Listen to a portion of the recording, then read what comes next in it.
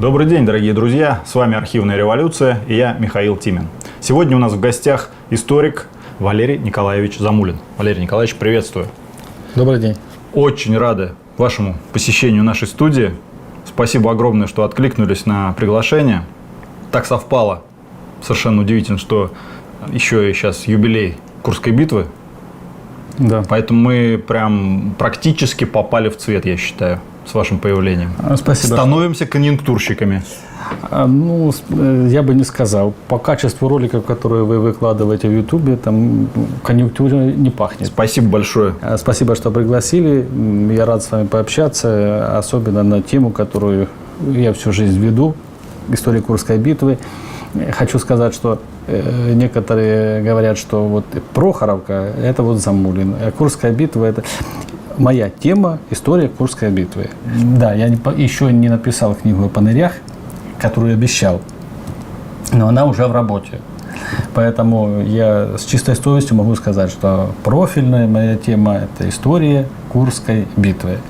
Давайте тогда немножечко для зрителей расскажем, потому что не все, понятно, что те, кто интересуется, все знают, кто такой, но для людей все-таки было бы чуть-чуть интересно узнать, как вот с чего вы начали, почему занялись этой темой. У меня вот книжечка, которую вы мне сегодня, спасибо, подписали, «Курский излом» называется, она 2007 года, вот ждала с этого времени, так сказать, руку автора. Вот. А первую книгу по сражению вы когда написали? Вообще история... Интерес к истории Курской битвы у меня был давно. И по большому счету я поступил в Белородский пединститут, потому что занимался историей вот со школьной скамьи. А история Курской битвы меня заинтересовала на 4-м курсе. У меня был очень хороший научный руководитель, и тогда только начинали вводиться так называемые дипломные работы. Но, то есть были экзамены, или можешь писать дипломную работу, но он заменял всего один экзамен. Поэтому студенты особо не рвались. А мне научный руководитель по истории, нужно было сдавать историю профильную, он сказал, если ты напишешь хороший диплом, мы зачтем тебе 2 истории, то есть новую, новейшую историю, но нужно написать хорошую. Я предложил тему Курской битвы, и он сказал, эту тему ты не потянешь, потому что документов нет, а все, что написано о Курской битве, уже написано. Естественно, молодость, естественно, задор. Нет, я ж докажу. Амбициозность. Да, можно сказать и амбиции. Я ж докажу.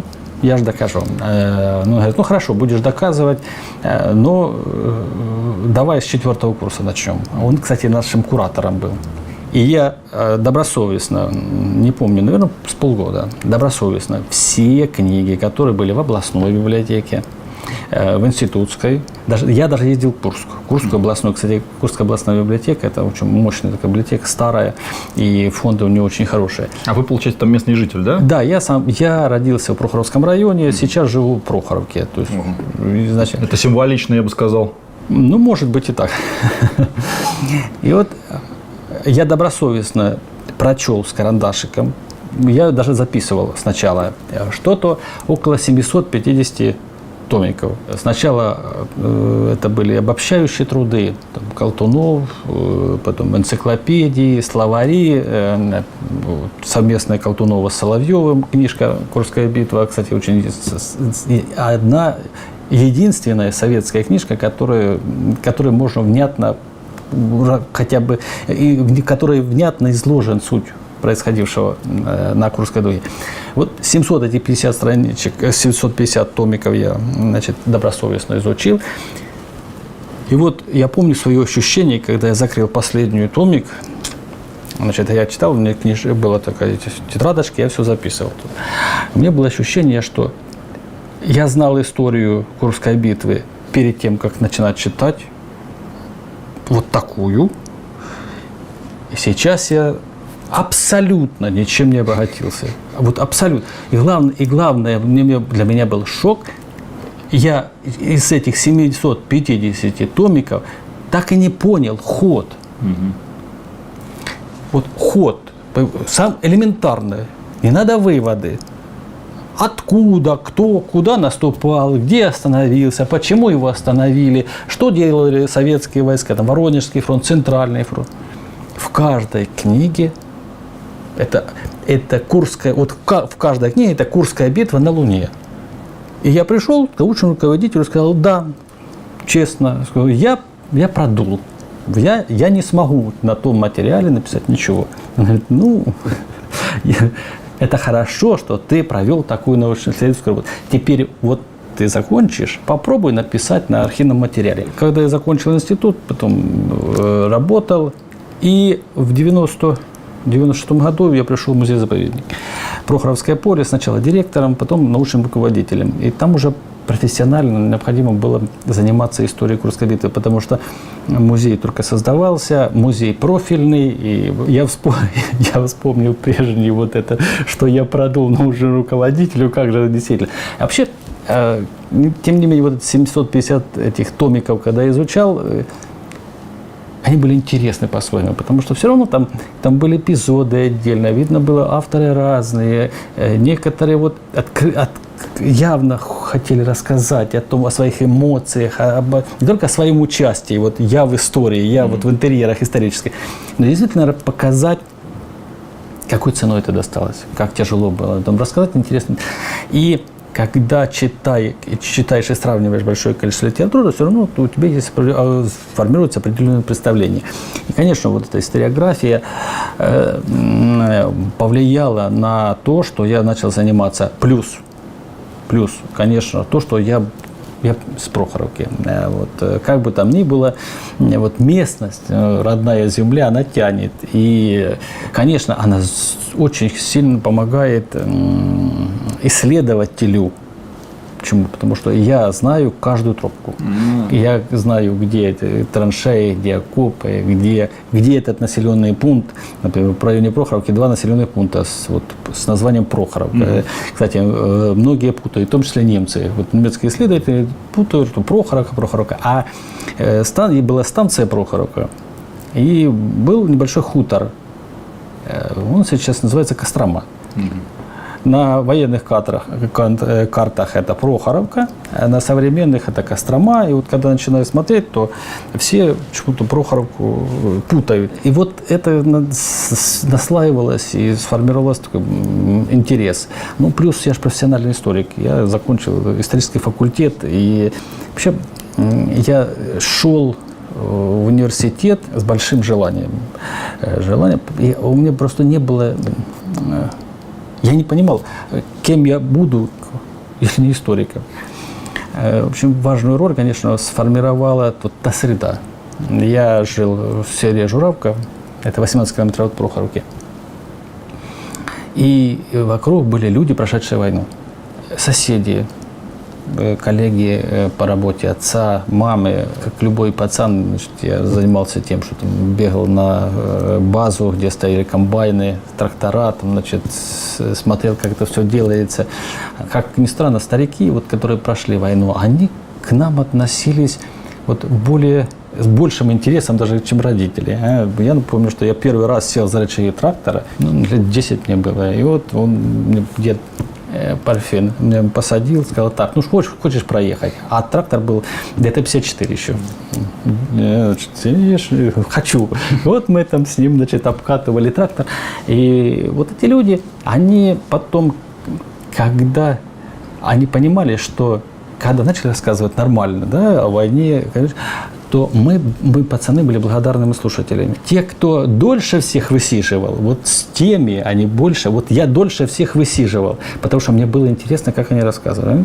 Как они пришли, а чем они питались, а как они одевались, а потом пошло помаленьку, а как они воевали, а какие это немцы, а что они собой представляют, а что винтовка Мосина. И вот постепенно. И я в Журавке учился до 8 класса, у меня вот за это время, ну, наверное, с 1 класса я начал, у меня целый музей был. Была небольшая такая комната, мне отец комнату выделил, и сейчас помню, 1250 экспонатов я собрал. Да. Круто. Да, в конце концов мне вот этот дед, Царство Небесное, он даже мне свои награды принес и сказал, ты знаешь, у меня внуков нету, мы с бабкой это... А ты, я смотрю, так основательно занимаешься. На. И, ну, я говорю, да нельзя, это ж награды. Такой был ну, он сам з Полтавської області, хохол, нічого, хлопчик, у тебе, я знаю, не пропаде. Это, я же тогда понял, что это вот человек очень высоко оценил мое отношение. И вот я очень ценю вот такое отношение. И сегодня, когда я уже написал не одну монографию и издал не одну книгу, я всегда, когда несу рукопись в издательстве, я всегда вспоминаю. Вот честно я написал, вот все я там написал. Вот за эту книгу мне скажут: молодец, хлопчик, вот деды эти. Потому что у них, у этих людей не было напыщенности, они были как-то вот лишены какой-то, знаете, вот то, что называется сегодня, да, такое слово молодежи используют, да, понты, да, вот у них вообще не было такого состояния. Я как-то спросил, говорю, а вот я услышал, в школе мне спросили, вот, ты чаще смотри на себя со стороны. Вот тогда вот эта учительница мне как-то сказала, я пришел к нему, слушай, говорю, дед, а как это можно со стороны на себя смотреть? Ой, сыночек, живи так, как ты хочешь, чтобы к тебе относились, и будешь всегда нормальным человеком. Вот это относись так, я всегда помню. И я всегда к своей работе отношусь, в том числе, прежде всего, к исследовательской работе, я отношусь так, делаю ее так, как хочу, чтобы мне ее делали, чтобы я взял книжку, мне бы приятно. Это важно, это трудно. Это трудно, потому что работа исследователя кропотливая, она во многом неблагодарная, потому что не все понимают, чем мы занимаемся.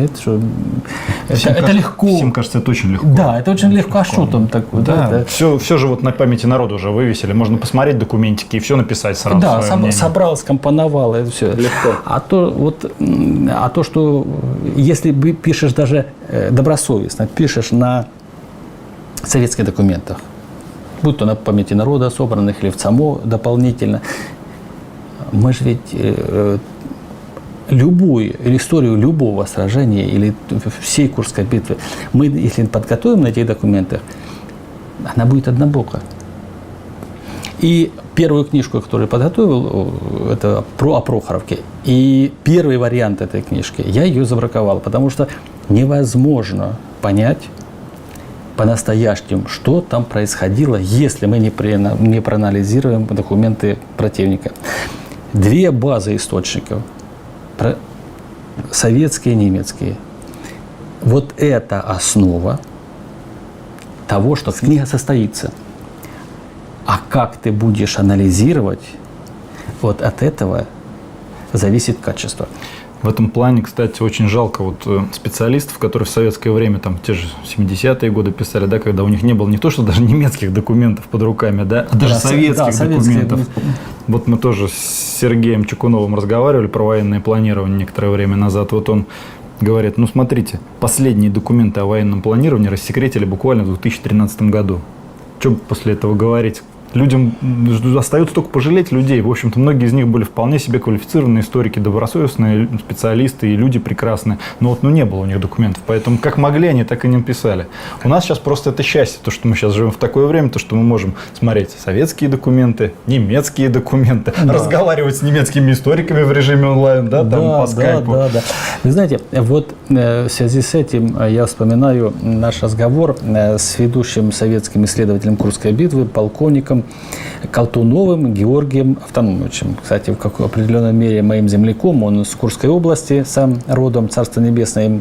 Кстати, Белгородская область – это бывшая часть Курской области, которая делилась в январе 1954 года, выделили в Белгородскую область. Это курянин. И вот это человек, который действительно прошел войну, участвовал в Курской битве в качестве командира батальона 3-й армии под Орлом. И вот я лично с ним познакомился уже в конце 90-х.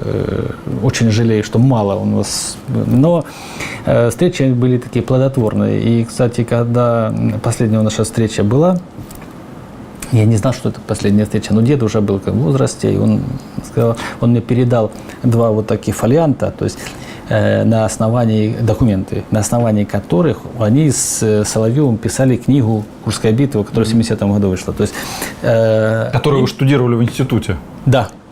Значит, и вот эти документы, им документы не давали, им давали перепечатанные. И вот эти перепечатанные документы, внизу написано, исполнила машинистка такая-то. Значит, они сшитые такие, они сейчас такие уже, бумажка сыпется. И вот, когда он мне вот эти 2 фолианта передавал, он сказал: Валера, да, еще письмо мне написал, рекомендательное в ЦАМО, там у нее подруга была, начальник зала читального, написал, чтобы она может, если может, она поможет всегда. И вообще человек такой вот настоящий, вот какой-то, вот, как он говорил: Валера, мы всю жизнь были в окопах, в годы войны с трехлинейкой, после войны с пером, но мы все равно воевали. Сейчас трудно понять, что такое горячая война. Вот война. В какой-то мере ты жил в Советском Союзе, ты можешь понять, что такое холодная война. А мы были на передке. Дай Бог, вот сейчас что-то меняется. Может, вы напишете настоящую историю войны и Курской битвы. Если это удастся, я буду там за вас очень рад, потому что то, какой ценой, какими усилиями и сколько наш народ приложил сил для того, чтобы сломить, вот, переломить под Курском вот эту вот ситуацию, можем только мы помнить. А вы должны на бумажке это выложить.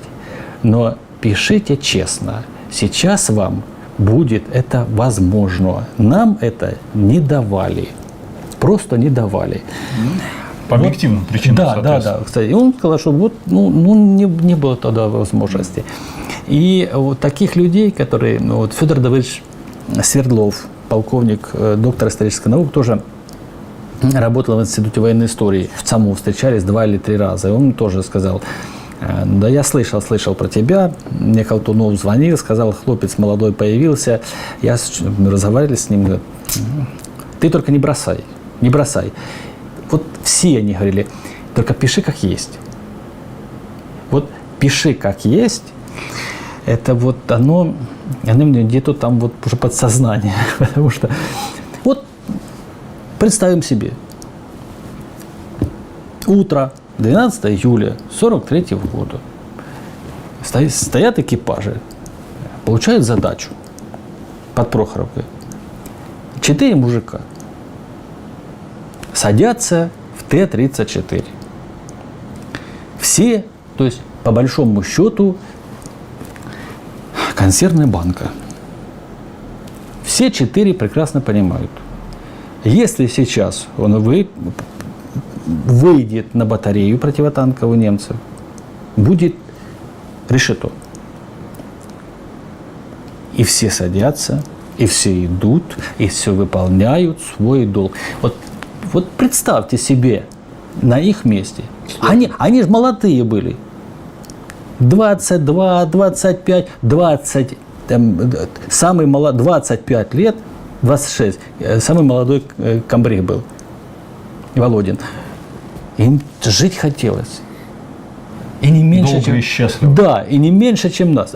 И главное, они осознавали, что смерть вот несколько сот метров. Просто для того, чтобы их память почтить правильно, мы должны делать нормальные, человеческие, современные исторические исследования. Не придумывая, не приукрашивая. Я говорю, там героизма и так, хоть отбавляй, там просто каждая строчка. Внятные и понятные. Они выдуманные. Мы большие счастливчики, что сейчас можем, так сказать, вот этим всем заниматься. Безусловно. И этим надо пользоваться. Да. И не терять время. Но я только сейчас начинаю понимать, что, наверное, не понимать, а столкнулся вот с ситуацией, когда историю моей родной, вот Курской битвы. Моей родной Прохоровки, да? Да, люди начинают причем на глазах у меня вот так вот разворачивать, причем в такую сторону, что я иногда даже вот диву даешься, как можно развернуть вот эти факты, так перекрутить, перевертить, и получается, что ту историю, которую я знаю на документах двух уже противоборствующих, написал 2 книжки об этом, и я ее не узнаю, эту историю. Совсем недавно был такой интересный эпизод. Для того, чтобы как можно больше получать информации по всем каналам, я использую в том числе и свои связи дружеские и профессиональные с зарубежными историками, издателями. Я каждый день обязательно мониторю все, что выходит по Курской битве, издается, пишется. И вот у меня состоялся контакт такой, потом перерос в хорошие отношения достаточно с германскими исследователями, в частности, с Романом Тёппелем. В 1917 году его вышла книга на, по-моему, на немецком языке, сейчас издается или уже вышла на английском языке. Она что называется «Мифы Курской битвы», по-моему, так. И книга, в общем, на меня произвела очень хорошее впечатление, в принципе, потому что она, книга, основана на немецких документах, которые у нас в научном обороте, их не было. Не было еще. Да. Нельзя сказать, что все. Ну, многие. В частности, он там вводит в научный оборот дневники фельдмаршала Манштейна, он связался с семьей. Хотя он не цитирует их. Вот я отдельные моменты кусками цитирую для того, чтобы, во-первых, постраховаться, чтобы сам читатель посмотрел, почитал, посмотрел и сказал, верно я анализирую или нет. То есть это еще и как бы работа с читателем напрямую. А он в основном ссылочки, как научная работа. Тем не менее, книга нормальная. И для меня было интересно. И он кое-что совершенно новое открыл. Кстати, он впервые поднял вопрос о том, что кто вообще первым выдвинул идею цитадели в том виде, в котором была реализована, то есть встречными ударами. У нас и у них, и у нас было принято считать, что это фельдмаршал Манштейн. Почему? Потому что у нас и у них вышла книга Манштейна, и она, в общем, закрепила в общественном сознании вот это представление. Хотя, если внимательно почитаешь, удивительно, он нигде не пишет, что это я был. Он говорил, мы предложили. А Тёппель, анализируя трофейные документы, в частности, тоже журнал боевых действий группы армии «Центр», достоверно выяснил, что идею именно двухстороннего удара, выдвинул первым командующий 2-й танковой армии Шмидт в марте месяце. А потом доложил, кстати, лично Гитлеру, когда он в Смоленск приезжал в марте инспектировать. И эта идея сразу как бы во главе Рейха понравилась, он ее вложил в дальнейшие руководящие документы. И вот наряду вот с этими вот очень хорошими, основательными выводами, которые он делает, анализом ситуации по подготовке Курской битвы. Дальше автор начинает говорить вещи, которые для меня как бы неприемлемы. Я считаю, что это уже переписывание истории, вот на мой взгляд. Например. Я бы хотел сделать такой небольшой, не ремарку, а просто чуть-чуть вернуться в начало беседы, чтобы продолжить вот этот разговор про переписывание истории, потому что, в принципе, тема очень интересная, она волнует, собственно говоря, и зрителей, ну и вообще людей, естественно, наших. В этом разговоре еще коснемся, вот о чем мы говорили до еще, так как как начали запись, собственно говоря, мифах профурских сражений, то, с чего вы начали, собственно говоря, исследование. И это очень интересно, потому что, конечно, подвигать танчики на карте – это вообще очень интересно. И всем это нравится, всем это интересно. Но вот интересно то, как вот вы говорите, вы же начали фактически исследование еще в тот момент, когда ничего не было. И сейчас уже как бы есть все. Тогда уже было куча мифов, а сейчас еще больше мифов сложилось. И они, как вот вы рассказывали, еще и продолжают складываться и оформляться. Каким-то странным образом на Западе сейчас появляется новое, так сказать, видение этого всего. Ну да, пальму первенства как бы от нас перешла уже там. То есть сначала у нас было, все представлялось как какое-то такое одномоментное действие, какое-то такое средневековое сражение, когда там 1000 танков встретились в одном вот этом месте, да, произошла какая-то чудовищная битва, ну и мы победили, соответственно, да? В советской историографии сложилась точка зрения, что Прохоровское сражение – это событие юго-западнее Прохоровки, на территории, сейчас называется это Прохоровское поле или танковое поле, на небольшой территории, в общем-то, изрезанной глубокими оврагами. Вот на этом месте, значит, утром сошлись две танковые лавины, значит, немецкая и советская, общей численностью, значит, до 1963 года считали, что это 1500 танков. Потом бывший командующий 5-й гвардейской танковой армии Ротмистров, значит, дав интервью военно-историческому журналу, поправил себя же. Ну, это же его штаб выделил 1500. Он сказал, нет, там было 1200. Ну, что 1500, что 1200. Человек, который приезжает на Прохоровское поле, он с удивлением смотрит, а где эти 1000 могли сойтись? Там вообще невозможно. Тут 1500 танков вот выстроить линию. И вот, значит, 12 июля эти 1200 сошлись, значит, в смертельные схватки. Конечно, наши танкисты, гвардейцы победили супостата. Несомненно. Тут, кстати, никаких сомнений-то да, нет вообще. И не просто победили, а второй танковый корпус СС, он, в советских книгах он обязательно подчеркивался, СС, значит, элита, значит, был разгромлен и спешно, значит, начал отступать на исходные позиции.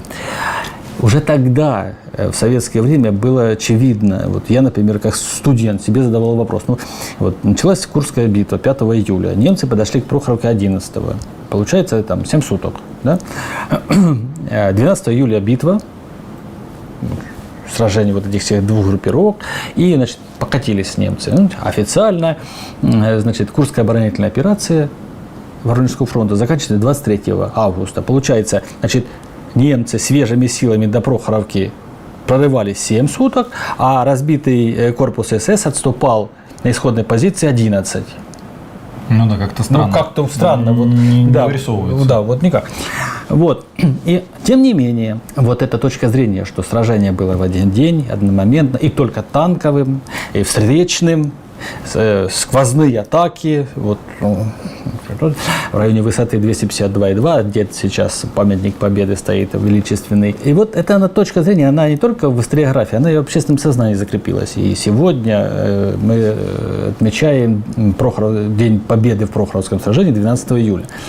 Но такой подход был уместен в советское время, когда документы были секретные, когда изначально трофейных документов вообще не было, а материалы, которые поступали с Запада, там, СМИ были, да, и априори считались, значит, подрывным материалом, который направлен на то, чтобы подорвать вклад советского народа в борьбу с фашизмом, значит, и опорочить.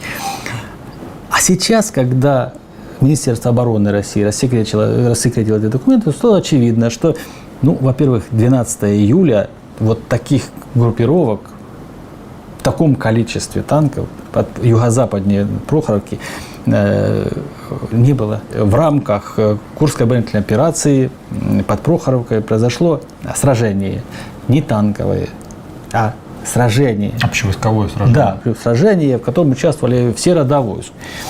И причем сражение шло не один день, а с 10 по 16 включительно. То есть неделю практически. Да.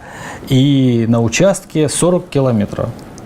По фронту главной задачей в этом сражении немцев было пробить брешь в тыловой армейской полосе и занять Прохоровку, станцию.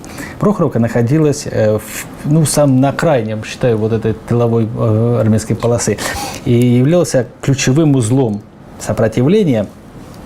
То есть это немцы уже прорвали там первую, вторую, третью линию и подошли уже, в общем-то. Да, уже вплотную они пошли. Они даже 6-го вышли к тыловой армейской полосе, но благодаря тому, что советское командование вовремя бросило на фланге корпуса СС первую танковую армию, начались так называемые качели, то есть по вклинившейся в эту группировке начали бить танковыми соединениями. И вот до 9 включительно июля там шли бои на Прохоровском направлении. И когда первая танковая армия уже понесла существенные потери, давление на флангах корпуса СС снизилось, там, значит, было принято решение командования 4-й танковой армии и группы армии Юг, что необходимо чуть развернуть клин танкового корпуса для того, чтобы от направления северо-восток строго на Щегры, на Прохоровку, для того, чтобы расширить коридор прорыва, чувствуя, что давление уменьшится, можно его расширить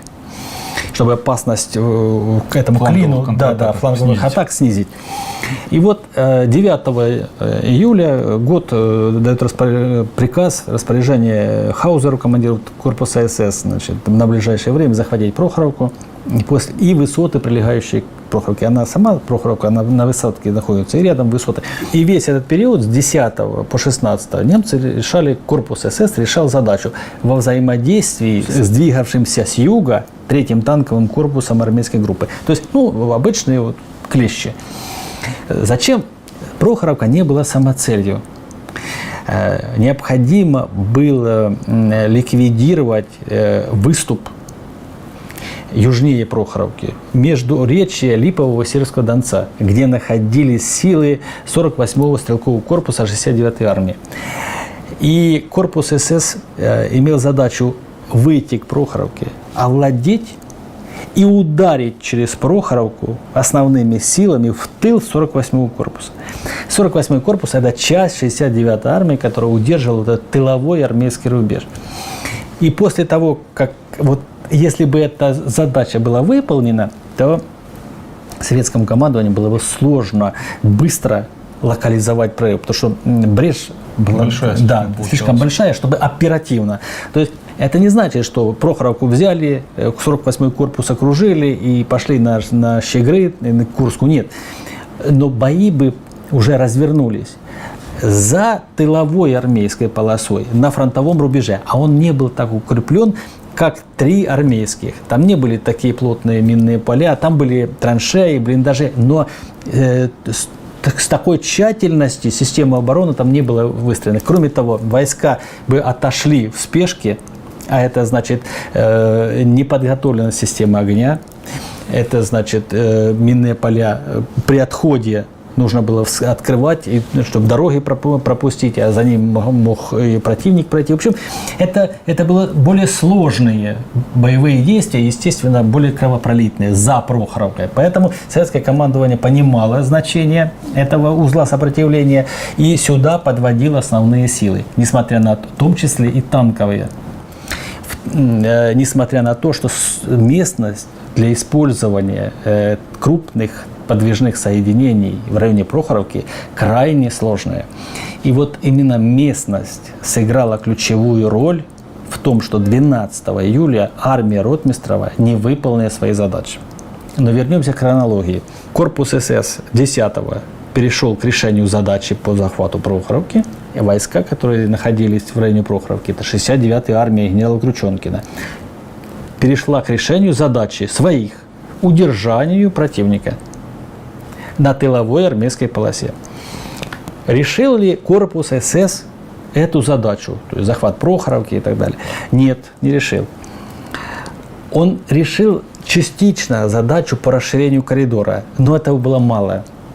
Войска 69-й армии в районе Прохоровки полностью не были уничтожены. Не был уничтожен даже окруженный, но вырвавшийся из кольца 48-й корпус.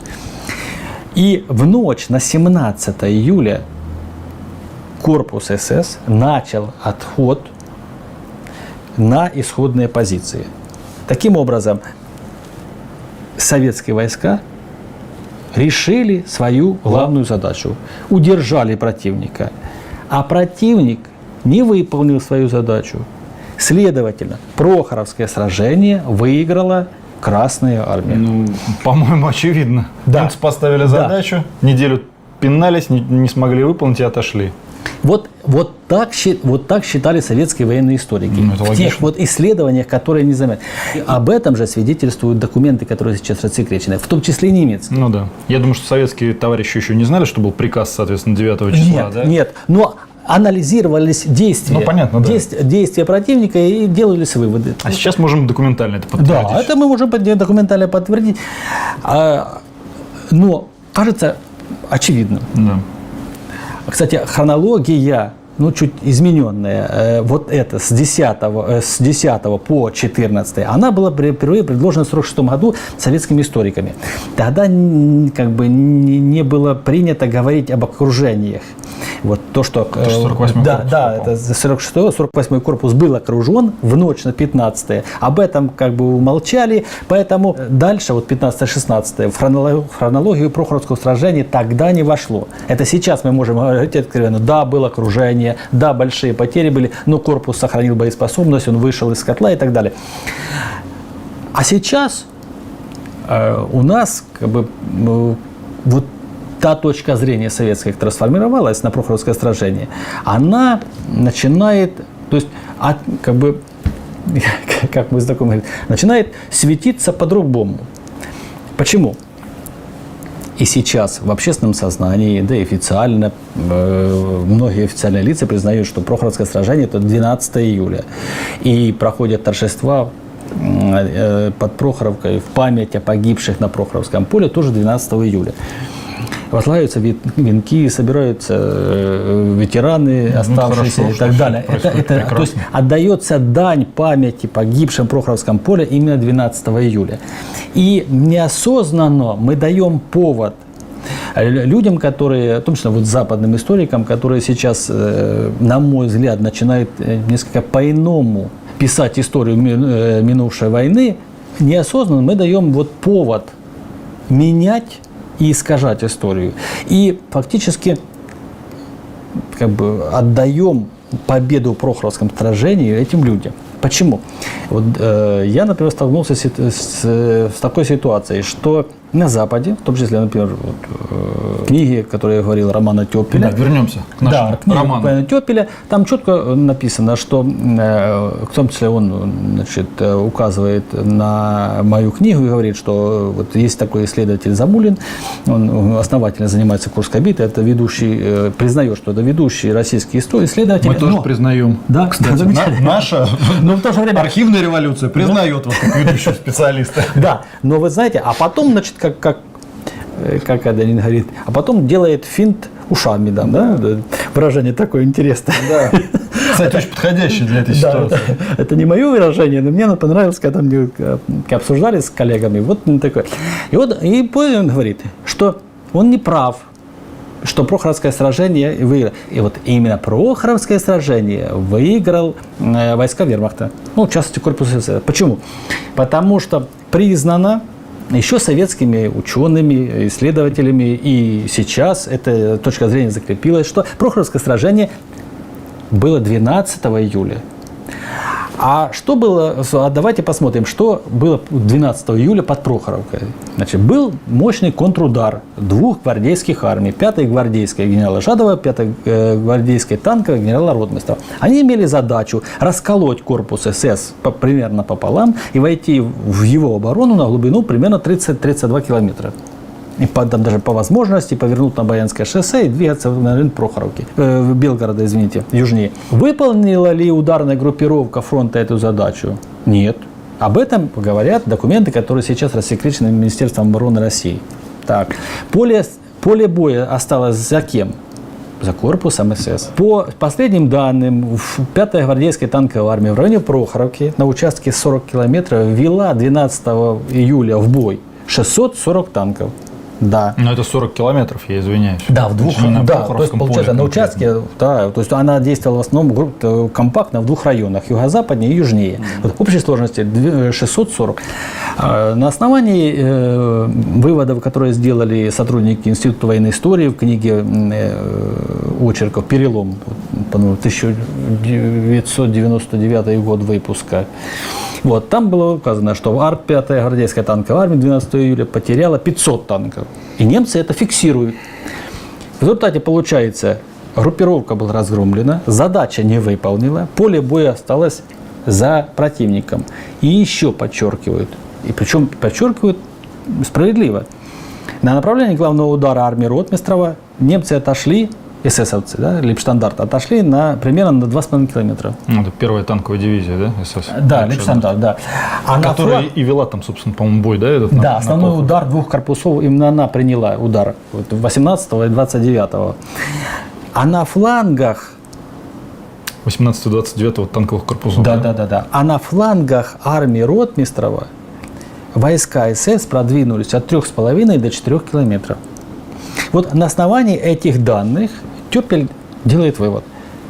Если 12 июля было Прохоровское сражение, а русские признают, значит сражение кто выиграл? Выиграли немцы. О чем речь? Когда я говорю, да подождите, Это же был просто эпизод. это же была часть сражения. Как часть? Вы признаете, что было сражение один день? Да, признаете. Какая же часть? Я говорю, я не признаю. И я обоснованно не признаю. Но вы знаете, вот ваша точка зрения, это ваша точка зрения. Есть официальная есть официальная точка зрения, которая вот один день. И что получается? Получается, извините, мы в дурацком положении. Абсолютно.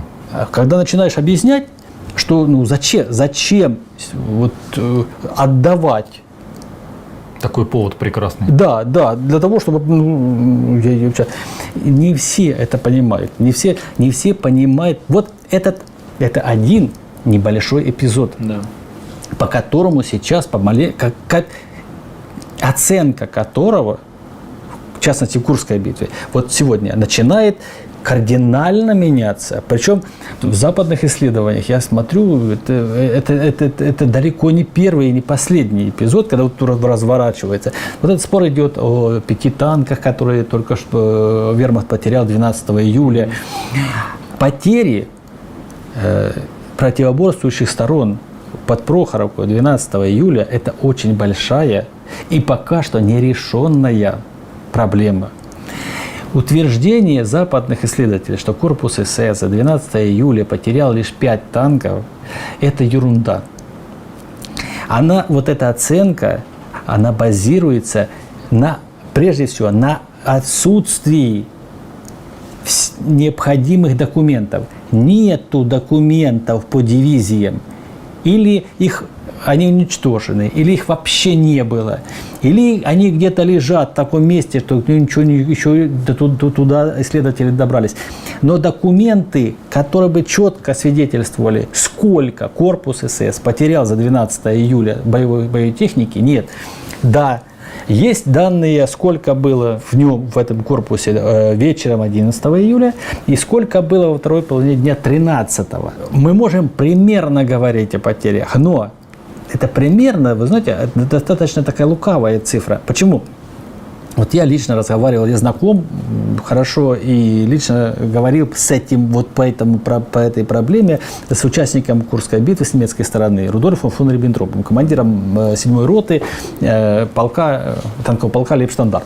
А он сын Риббентропа как раз, да? Да, это старший сын Риббентропа. Он в 2015 году с Артемом Драбкиным ко мне приезжал на Прохоровское поле. Мы с ним ходили, я его возил по этим местам. И я ему задавал вопрос по танкам. Он говорил, что я не могу утверждать за все дивизии.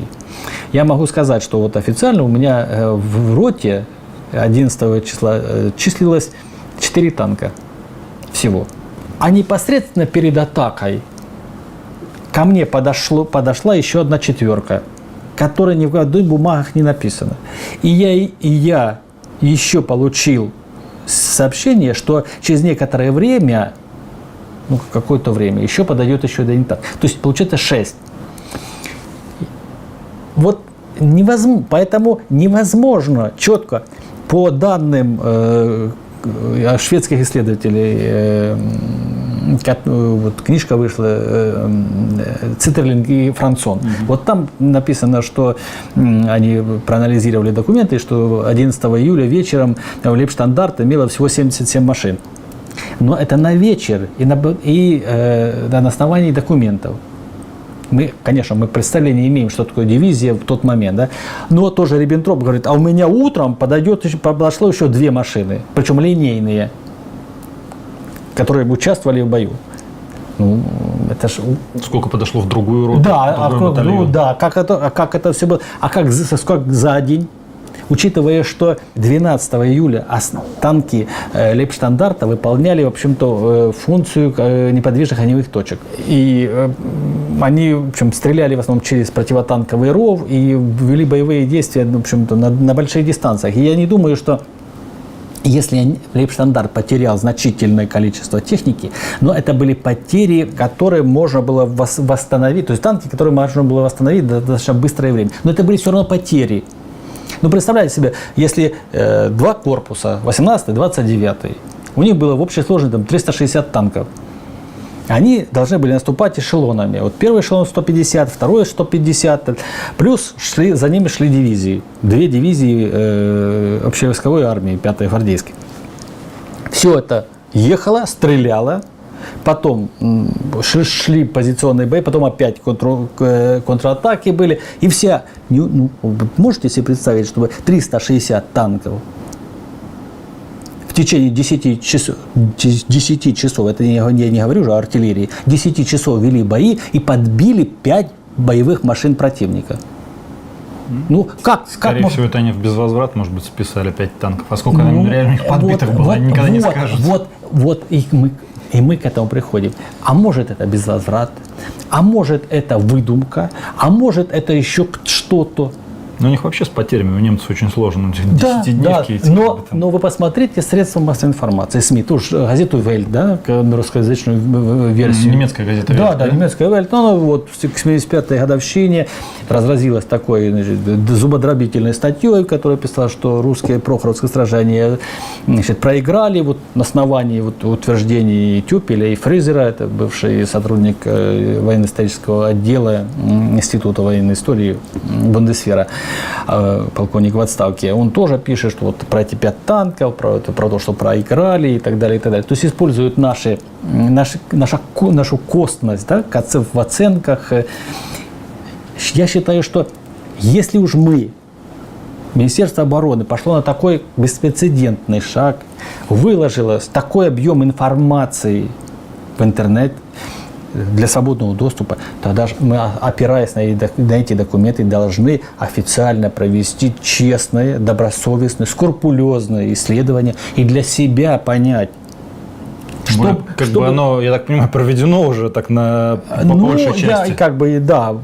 Тем не менее, то есть провести, официально закрепить хронологию, чтобы потом вот не было такого, что кто-то нам из-за рубежа начал рассказывать о том, как мы воевали, что мы себя переоценили. Да, и мы проиграли.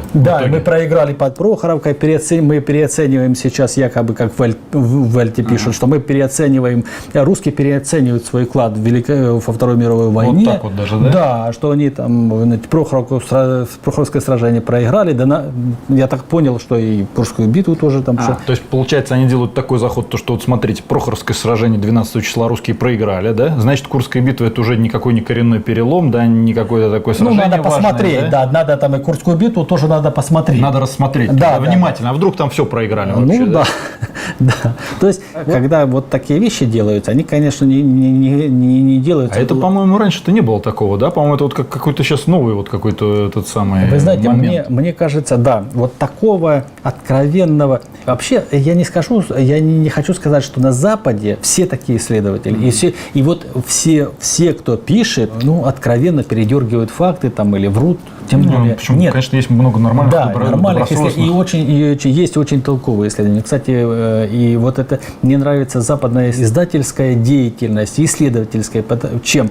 А там быстрая реакция. Вот мои книжки выходят, там буквально через месяц уже отзыв, уже где-то на сайте кто-то пишет, причем такие серьезные отзывы, большие, серьезные, основательные. Вот тут хорошо, вот тут нехорошо, это почему нехорошо, почему хорошо. То есть люди обсуждают, причем обсуждают и обычные читатели, и специалисты, и высказывают свою точку зрения и так далее. Это очень интересно. Но вот то, что в последнее время начинает разворачивать, как оглобли начинает разворачивать на ту сторону, я вот почувствовал где-то 16-й год, так чуть-чуть 17-й, а вот к 75-й годовщине это вообще как бы целый такой вал пошел, что вот Курская битва, Курскую битву русские не так подносят, и вообще не воспринимают, не так, а вот надо было вот так. Почему? Потому что мы считаем вот так, и вообще это неправильно. То есть трактовка, советская трактовка и российская трактовка истории Курской битвы, она неправильная. Вот мы сейчас дадим.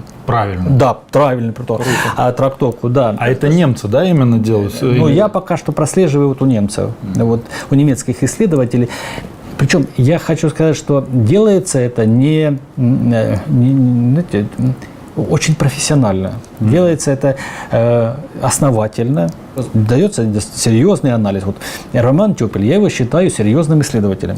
Исследователем, который поднял очень большой материал. Я не знаю, как он работает, один работает, или группа ему, или кто-то помогает, спонсирует. Это как бы кухня каждого исследователя. Но он действительно дает очень интересный и ранее неизвестный материал. Но при анализе этого материала и потом в своих работах он вкладывает такие выводы, которые, с которыми, во-первых, трудно согласиться, а во-вторых, очень настораживает, потому что они настолько разворачивают, взгляд меняют, что явно, что это не просто так. Ну и тем более, учитывая мощность западной пропаганды, западных СМИ, это очень все быстро может превратиться в такую железобетонную позицию. Да. И вот что меня больше всего удивляет и настораживает, что его выводы, именно те, с которыми я, например, не согласен, и я считаю их необоснованными,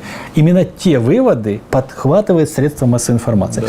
Вот та же газета Die Welt, она не коснулась многих вещей, очень толково изложенных, хорошо проанализированных Тёпелем. Но она акцентировала внимание вот на этих жареных фактах.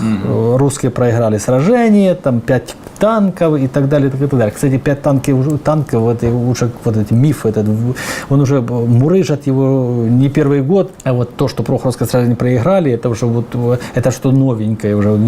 Причем так массированно. Причем я смотрю, я отслеживал, как реакция нашей стороны на вот этот информационный вброс. Я считаю, что это информационный вброс, потому что он не обоснован. Абсолютно. К сожалению, мы ответили его неквалифицированно. По крайней мере, те материалы, которые я читал, действуют по принципу. Вот мы пригласили историка, он нам рассказал следующее, двоеточие, историк, причем приглашают. Я не хочу тянуть одеяло на себя. И я не один историк в России, который занимается военной историей, и историей Курской битвы. Но есть люди, которые действительно занимаются Курской битвой. И так пригласите специалиста.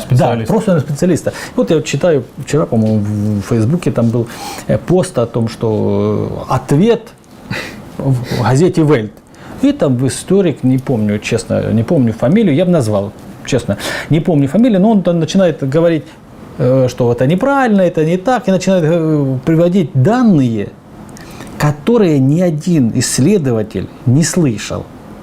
Немцы под Прохоровкой потеряли 143 танка 12 июля. Но откуда эти данные? Если ты опровергаешь, если ты вышел против чьей-то позиции, то аргумент должен быть железобетонный. Да. И так получается, что мы как бледно. Опять соврамши, опять скажешь, они опять врут, короче. Да, смотрите, мы сказали, они нам опять ерунду всякую. Разве можно им после этого верить? Да. Вот такой подход, он дискредитирует нашу позицию, прежде всего. И, конечно, это обидно. Это как бы обидно-то бог с ним, это как бы каким-нибудь плохим последствиям не привело в дальнейшем. Да, если тенденция на пересмотр истории, она пока что прослеживается. Да, она однозначно прослеживается. Если так будет, то, конечно, надо очень серьезно к этому подходить. И подходить, прежде всего, к аргументации нашей позиции. Проблема еще в том, что мы свою позицию обозначить четко не можем.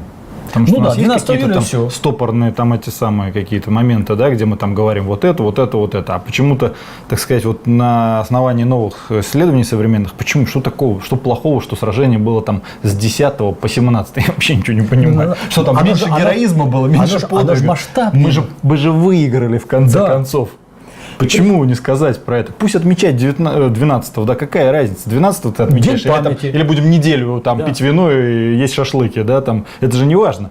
Важно в том, что квалифицированно... Мы помним людей, которые выиграли это сражение. Но квалифицированно и грамотно дать, так сказать, оценку этим событиям, Если мы это не сделаем, нас все время будут тыкать. Абсолютно прав. Вот на это я хотел бы обратить внимание. И тех, кто нас слушает, и тех, кто занимается исследованием. Вот на это надо обращать внимание. Потому что нашу победу... И почему я так возмутился? Потому что для меня история и Прохоровского сражения, и Курской битвы это родной. Я всю жизнь этим делом занимаюсь. И у нас это вот... Ничего не делая, люди утаскивают победу. Ну как это может быть? Причем мы в этом сами помогаем. Да.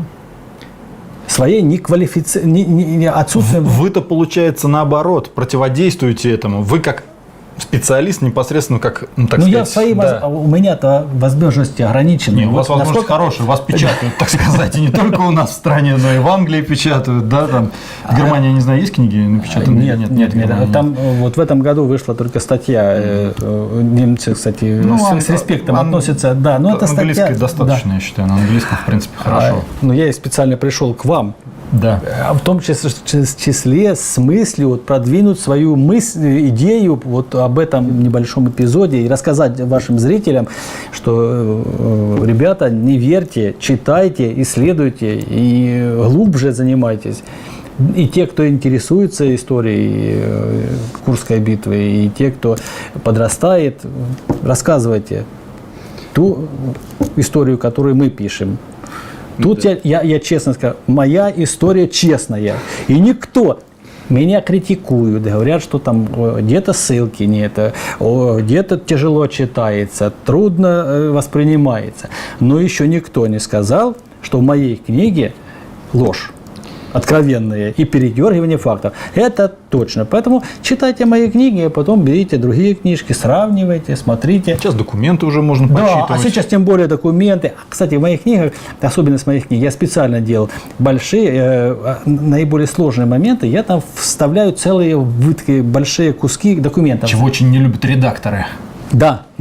А я это специально делаю для того, чтобы, во-первых, читатель мог увидеть, как я анализирую и решить, прав я или не прав, используя источники, то есть сам прочитать и посмотреть, правильно я думаю или нет, достаточно ли взвешенные, обоснованные выводы, которые я делаю. Вот документы читайте.